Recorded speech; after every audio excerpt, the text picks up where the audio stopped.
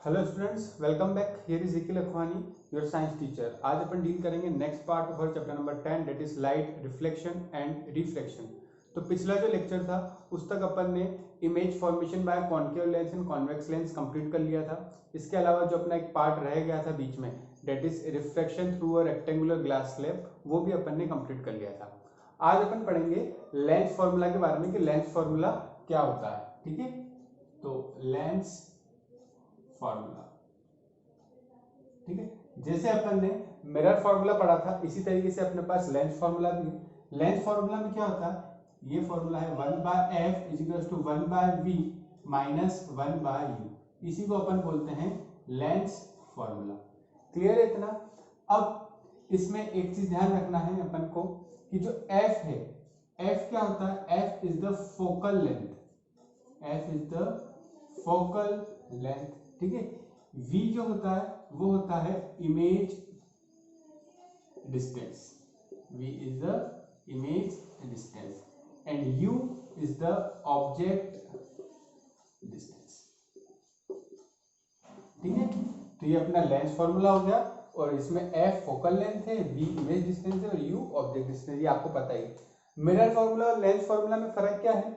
Mirror formula था उसमें 1/v plus 1/u होता था, लेकिन लेंस फॉर्मूला में उल्टा हो जाता, क्या था, 1/v माइनस 1/u। यहाँ पे अपना साइन चेंज हो जाता है लेंस फॉर्मूला में। ठीक है, अब इसके अलावा एक चीज अपन को ध्यान रखना है कि जो u की वैल्यू होती है ना, ऑब्जेक्ट डिस्टेंस, ये हमेशा क्या होती है, ऑलवेज नेगेटिव। ये हमेशा ही अपनी नेगेटिव होगी। क्लियर है? u की वैल्यू हमेशा अपनी नेगेटिव होगी, भले कोई सा भी लेंस हो, कॉन्केव लेंस हो, कॉन्वेक्स लेंस हो, उससे फर्क नहीं पड़ता, u इज ऑलवेज नेगेटिव। बात की जाए f की, f is the focal length. अब फोकल लेंथ जो होती है, फोकल लेंथ अगर अपन बात करें कॉन्केव मिरर की, सॉरी कॉन्केव लेंस की और एक कॉन्वेक्स लेंस की, ठीक है, तो कॉन्केव लेंस में जो f की वैल्यू होती है वो क्या होती है, हमेशा नेगेटिव। वही अगर अपन बात करें कॉन्वेक्स लेंस की, तो कॉन्वेक्स लेंस में जो f की वैल्यू होगी वो कैसी होगी अपने पास, पॉजिटिव। ठीक है, और इन्हीं के हिसाब से अपन v की वैल्यू निकालते हैं। ठीक है, वो अपना इमेज डिस्टेंस आ जाएगा। तो अपना लेंस फॉर्मूला हो गया।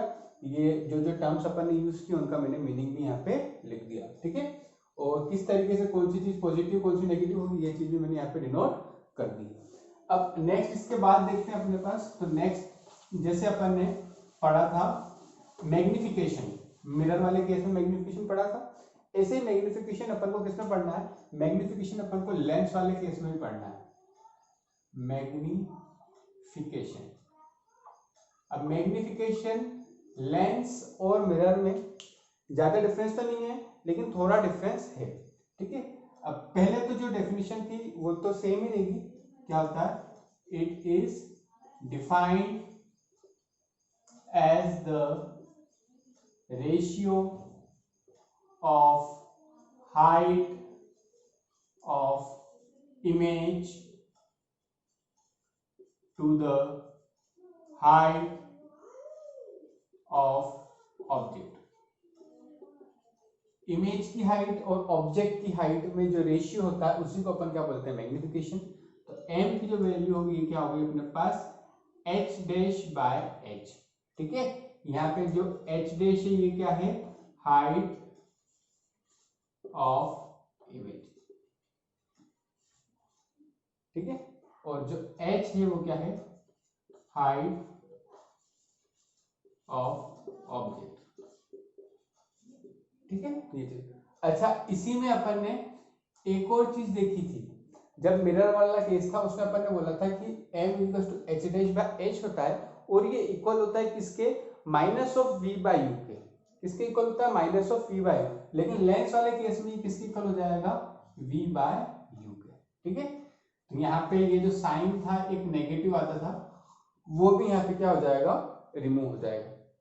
तो अपना मैग्निफिकेशन हो गया, मैग्निफिकेशन के लिए फॉर्मूला हो गया, और ये जो टर्म्स यूज किए बता दिए, v इमेज डिस्टेंस, u जो है ऑब्जेक्ट डिस्टेंस। ठीक है, अब m की वैल्यू अगर क्या है, पॉजिटिव, m इज पॉजिटिव, तो जो इमेज बनेगी, इमेज वो कैसी होगी, it will be virtual and erect.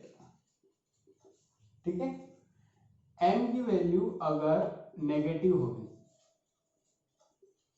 तो इमेज जो होगी वो कैसी होगी, रियल एंड इन्वर्टेड। ठीक है, और चीज देखते हैं। तो और अगर अपन बात करें तो मैं मोड ऑफ ले लेते हैं, है ना। मोड मतलब अगर पॉजिटिव नेगेटिव से उससे मतलब नहीं है, सिर्फ मोड ले रहे हैं। अगर m की वैल्यू क्या होगी, ग्रेटर देन 1 होगी, m की वैल्यू क्या होगी, ग्रेटर देन 1 होगी, तो जो इमेज होगी वो कैसी होगी, इनलार्ज्ड होगी। इमेज कैसी होगी, इनलार्ज, मतलब ऑब्जेक्ट की हाइट से इमेज की हाइट ज्यादा होगी। ठीक है, अगर मोड ऑफ m की वैल्यू क्या है, लेस देन 1, तो इस केस में जो इमेज होगी वो कैसी होगी, वो होगी डिमिनिश्ड। क्लियर है। और लास्ट में अपन देखें, अगर मोड ऑफ m की वैल्यू कितनी है, 1 है, तो size of image is same as size of object. इस केस में क्या होगा, जो इमेज की साइज है और जो ऑब्जेक्ट की साइज है वो क्या होगी, सेम होगी।